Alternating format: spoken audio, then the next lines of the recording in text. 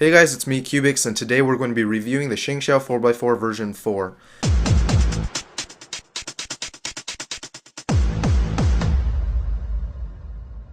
This cube comes from DDCCubestore, where you can buy it for $11.75 with free shipping in the US. The link is in the description.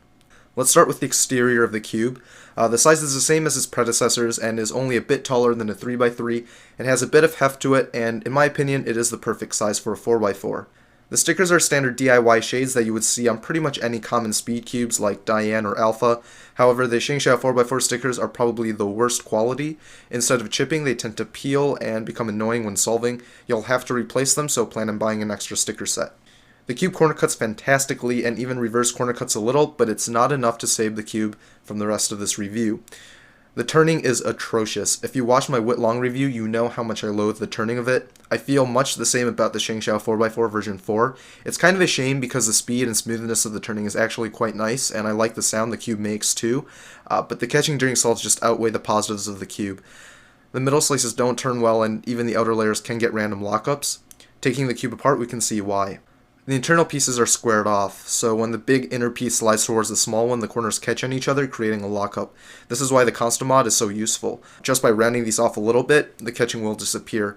Although the mod is easy to do, I wish ShengShou would just pre-round these pieces. Maybe in the version 5 they will. The other pieces seem fine. As you can see, the corner piece is shaped like a guhong, and the edge pieces are similar to other 4x4s. There's nothing special there. The center pieces have been changed from the version 3. The pegs from the version 3 have been removed. I would think that this change helps decrease the catching, but I didn't really experience a difference between the two versions. One good thing that did surprise me is how effective breaking the cube in was. As you can see in the solve, the cube actually seems fine. Usually breaking in doesn't vastly change how a cube performs. A freshly lubed Zhanchi performs about the same as one that's broken in. They might feel different, but they're both pretty good. This is not the case with the ShengShou 4x4 version 4. The first couple days were awful. I could barely finish an average of 5 because the catching was just ridiculous. About 100 solves later, the cube started catching a lot less. The middle slices are still pretty much unusable, but the outer layers perform much better. As the solve finishes, I also want to point out that my cube smells really bad. It has this toxic odor which gives me headaches after a while. I'm not really sure why it's like that, but it is.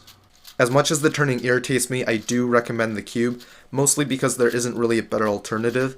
The speed and corner cutting is good, and the cube doesn't pop, but the anti-popping creates a lot of catching, and the stickers are also subpar and need to be replaced. But overall, it's a usable cube, albeit a little frustrating at times. New stickers and some modding should make the cube fantastic though. For the final grade, I'm going to give the ShengShou 4x4 version 4 a B. This is relative to other 4x4s out there, but it also considers what 4x4s might become in the future.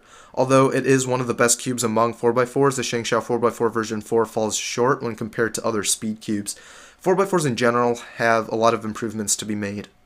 A big thanks to Dusty and Danny for sending this to me, and to all of you for watching this review. Until next time, toodles.